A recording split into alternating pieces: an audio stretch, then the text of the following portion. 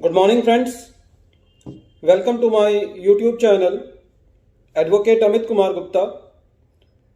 अपने income tax के cases की सीरीज में आज जो केस हम डिस्कस करेंगे उस केस का नाम है deputy commissioner of income tax exemptions versus Kamavari Sangam. ये case 95 ITR tribunal page short notes page number 55 पे रिपोर्ट हुआ। केस 29 मार्च 2022 को डिसाइड हुआ और इस केस के अंदर जो एसएससी है वो एक एजुकेशनल इंस्टीट्यूशन है। During the previous year SSC को कुछ डोनेशंस रिसीव हुई। एसएससी जो है वो स्टूडेंट्स का एडमिशन करता है और कुछ केसेस के अंदर जिन स्टूडेंट्स का एडमिशन हुआ कॉलेज के अंदर, उन बच्चों के पेरेंट्स ने एसएससी को डोनेशंस दी। असेसिंग ऑफिसर साहब का ये कहना था असेसमेंट के दौरान कि ये जो डोनेशंस दी गई हैं ये वॉलंटरी डोनेशंस नहीं है, ये कैपिटेशन फीस है। कैपिटेशन फीस का मतलब होता है कि जब हम एडमिशन कराने जाते हैं कॉलेजेस या स्कूल के अंदर, तो कुछ कॉलेजेस या स्कूल जो है वो एक लमसम अमाउंट लेते हैं अपने बिल्डिंग फंड के लिए या किसी और पर्पस के लिए, जिसको कैपिटेशन फीस के नाम से जाना जाता है। क्योंकि ये मैटर जो है वो कर्नाटका का है, तो कर्नाटका के अंदर एक एक्ट है, Karnataka educational institution prohibition of capitation fees act 1984, जो कि एजुकेशनल इंस्टीट्यूशंस को कैपिटेशन फीस लेने से मना करता है। तो इस केस में असेसिंग ऑफिसर साहब का यह कहना था कि क्योंकि ये एक्ट जो है वो कैपिटेशन फीस लेने से मना करता है और एसएससी ने कैपिटेशन फीस ली है, इसलिए उन्होंने उस एक्ट का उल्लंघन किया है और एसएससी को सेक्शन 11 की एग्जम्पशन नहीं मिलनी चाहिए। और ये कह करके असेसिंग ऑफिसर ने एसएससी को सेक्शन 11 की एग्जम्पशन नहीं दी। लेकिन इस पर्टिकुलर केस के अंदर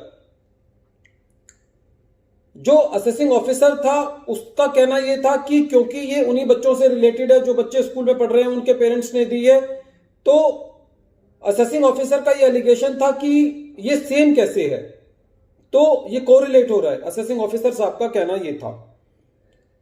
जब एसएससी इस मैटर को लेकर सीआईटी अपील के पास गया तो सीआईटी अपील ने एसएससी को रिलीफ दिया और ये कहा कि ये कैपिटेशन फीस नहीं है और एसएससी को सेक्शन 11 की एग्जम्पशन मिलनी चाहिए।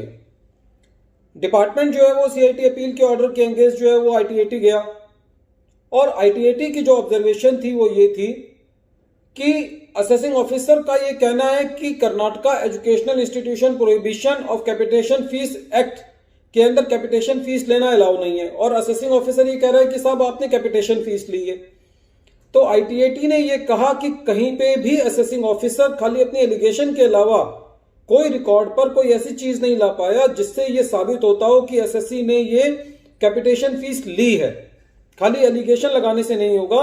और एक और बात आईटीएटी ने यह कही कि कोई भी कंप्लेंट जो है, कोई भी मुकदमा जो है, कोई भी प्रोसीडिंग जो है वो प्रोहिबिशन एक्ट जो है, prohibition of capitation fees act Karnataka जो है उसके अगेंस्ट, एसएससी के अगेंस्ट कोई भी कार्रवाई नहीं चल रही है। दूसरा ये भी कहा कि इवन इनकम टैक्स एक्ट में भी कोई ऐसी कंप्लेंट नहीं है ये ईओ के पास कि एसएससी जो है वो एडमिशन करने के लिए कैपिटेशन फीस ले रहा हो। तो खाली एक एलिगेशंस के बेसिस पर कि जो पेरेंट्स के बच्चे स्कूल में पढ़ रहे हैं या कॉलेज में पढ़ रहे हैं उन लोगों ने एसएससी को डोनेशंस दी हैं, वॉलंटरी डोनेशंस दी हैं, तो बिना किसी कंप्लेंट के, बिना किसी ऐसी प्रोसीडिंग के आप एसएससी के ऊपर ये एलिगेशन नहीं लगा सकते कि एसएससी ने ये कैपिटेशन फीस ली है और उसकी सेक्शन 11 की एग्जम्पशन को डिनाई नहीं कर सकते। Friends, this case is very important क्योंकि हमने देखा है कि जनरली असेसिंग ऑफिसर्स चीजों को रिलेट करते हैं कि यदि डायरेक्टर को कार दी हुई है तो वो अपने पर्सनल यूज के लिए भी कर रहा होगा। तो यदि आपको ये साबित करना है कि डायरेक्टर जो है वो इस कार को पर्सनल यूज के लिए यूज कर रहा होगा, तो आप साबित करें कि डायरेक्टर के पास एक ही कार है या किसी शेयर होल्डर ने कंप्लेंट करी हो कि कंपनी के एसेट्स का मिसयूज हो रहा है।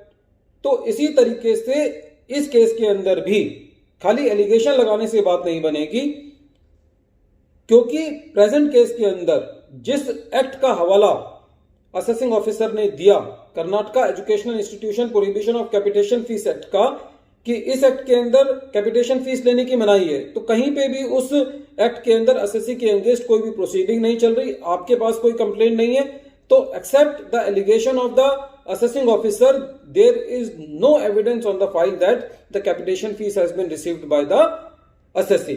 So the assessee gets the case and the exemption of section 11 was allowed to the assessee.